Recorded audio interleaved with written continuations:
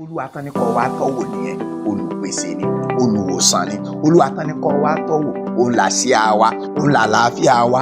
Olúwa tán ní kó wá tọ́wò, òun ni olùṣọ́ àgùntàn wa, òun ni òdodo wa, òun lẹni tó ń bá ẹ gbé, tó lòun ní fi ẹ́ sílẹ̀, tó lòun ní kọ̀ ẹ́ sílẹ̀. Tọ́wò kí o sì rí pé rere ni Olúwa.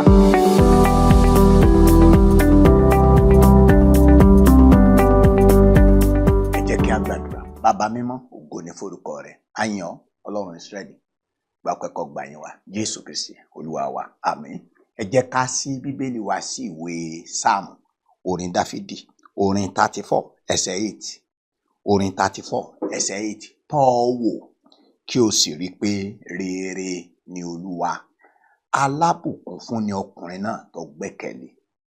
Mo fẹ́ bá yín sọ̀rọ̀ lórí àkòrí yìí, tọ́wò kí o rí wípé rere ni Olúwa.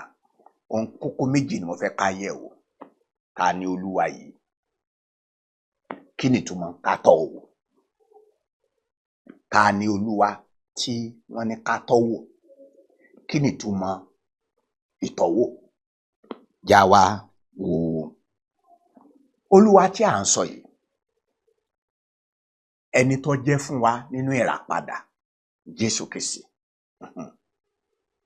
Ẹni méje ni mo fẹ́ kẹ́ ẹ mọ̀. Àkọ́kọ́ ni wípé Jésù Kristi ó ní olùpèsè. Bẹ́ẹ̀ ni, olùpèsè ni.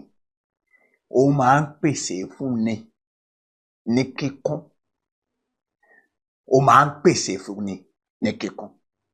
Kódà ó máa ń ṣe fún wa ju bí a ti béèrè lọ. Éfésù orí 3 ẹsẹ̀ 2.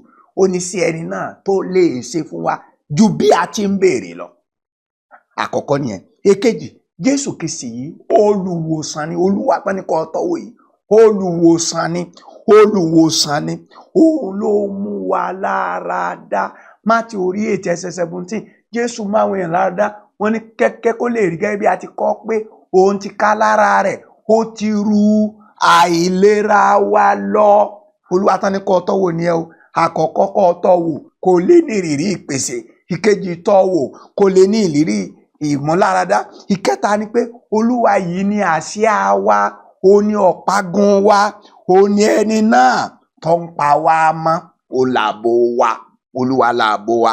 Ìyẹn ni pé tó o bá tọ́ Olúwa yìí wò, ààbò dájú fún ẹ.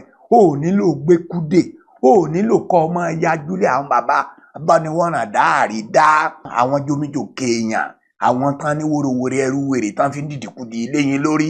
Olúwa làsíá wa. Tó bá ti ní, tó bá ti lè tọ̀ wá, ààbò dájú. Ìkẹrin pé òun làlàáfíà wa. Olúwa yìí ni àlàáfíà wa, wà ní àlàáfíà. Ìkarùn ni pé Olúwa yìí ni olùṣọ́ àgùntàn wa. Dáfídì ní Olúwa ni olùṣọ́ àgùntàn mi, èmi kì yóò ṣe aláìní. Olúwa tán ní kó tọ́wò, ó ní òdodo wa. Òun lòdodo wa, kò sí òdodo kan tá a ní. Òdodo tá a ní ìwé mímọ́ pè ní àkísà ẹlẹ́gbin. Àkísà ẹlẹ́gbin máa jẹ́yàn ọdẹ ní ìríra ní sì máa fìyà jẹ́yàn lọ́dọ̀ àwọn ẹ̀mí èṣù. Ìkeje ni pé Olúwa tó wà pẹ̀lú wa ni. Jésù sọ fún àwọn ọmọ ẹ̀yìn ẹ̀ ní Mátíù orí 20 ẹsẹ̀ 20.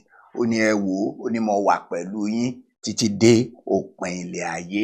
Olúwa tán ní kó wá tọ́wò nìyẹn, olùpèsè ni. Olúwa tán ní kó wá tọ́wò, olùwòsàn ni. Olúwa tán ní kó wá tọ́wò, òun làsíá wa. Olúwa tán ní kó wá tọ́wò, òun làlàáfíà wa. Olúwa tán ní kó wá tọ́wò, òun ni olùṣọ́ àgùntàn wa. Olúwa tán ní kó wá tọ́wò, òun ni òdodo wa. Olúwa tán ní kó wá tọ́wò, òun lẹni tó ń bá ẹ gbé, tó lòun ní fi ẹ́ sílẹ̀, tó lòun ní kọ̀ ẹ́ sílẹ̀. Kí wá ló túmọ̀ sí wípé ká tọ̀ wọ́n ní tọ́wò kí o sì rí pé rere ni Olúwa. Ní tó túmọ̀ sí láti tọ̀ Olúwa wò ni pé kó gba Kristi gbọ́, kó lè rí ògo ẹni tó jẹ́. Kó gba Kristi gbọ́, kó lè rí ògo ẹni tó jẹ́. Tó o bá gba Jésù Kristi gbọ́, wàá rí ní olùgbàlà, wàá rí ní olùpèsè, wàá rí ní olùwòsàn, wàá rí ní àsíá wa, wàá rí ní àlàáfíà rẹ, wàá rí ní òdodo rẹ, wàá rí ní agbára rẹ, wàá rí ní ẹni tó dúró tì ẹ́.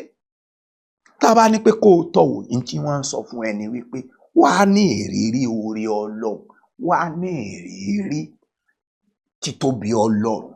Ntí tọ́ wò kó rí pé rere ni wá rí yẹn pé wá ní ìrírí àwọn bàbá wa wọ́n ní ìtọ́wò là á máa dùn ọbẹ̀.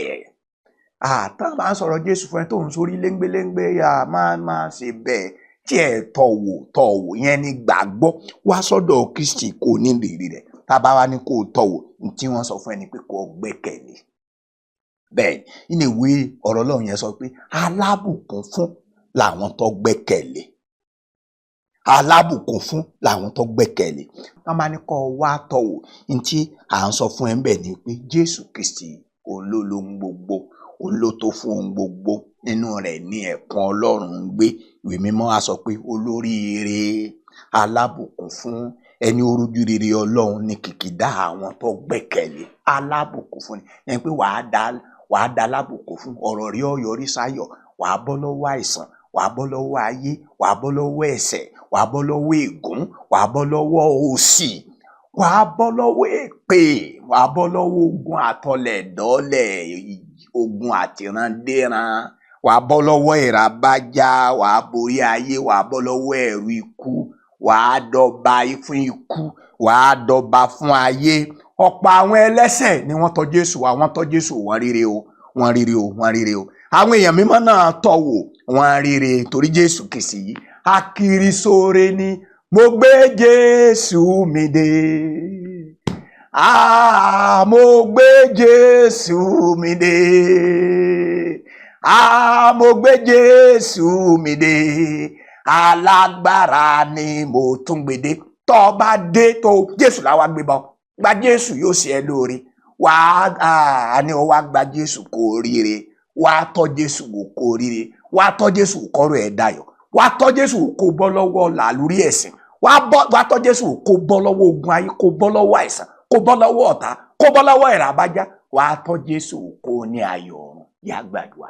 Ọba àwọn ọba, ògo ni forúkọ rẹ̀. A dúpẹ́ fọ̀rọ̀ tó rán yìí o. Ló ṣayé àwọn àyànfẹ́ lóore. A dúpẹ́ torí kò ti gbọ́.